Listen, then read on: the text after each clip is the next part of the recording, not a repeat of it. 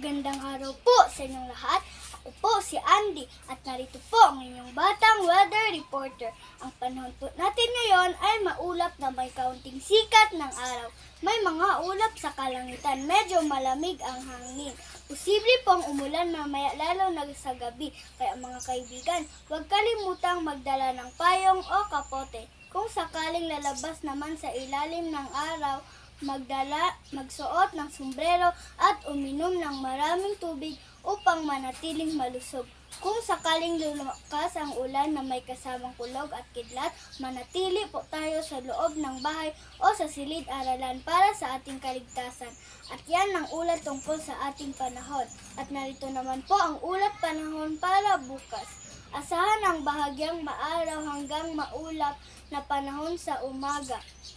Ang temperatura ay maaaring umabot sa 34 degrees Celsius, habang ang pinakamababang temperatura ay nasa 22 degrees Celsius. At pagsapit ng hapon hanggang gabi, may posibilidad ang pag-ulan at pagkulog sa bawat bahagi ng lungsod. Kaya pinapayuhan ng lahat na magdala ng payong o kapote kung sa labas. At muli ako po si Andy, ang inyong batang weather reporter mula sa General Santos City.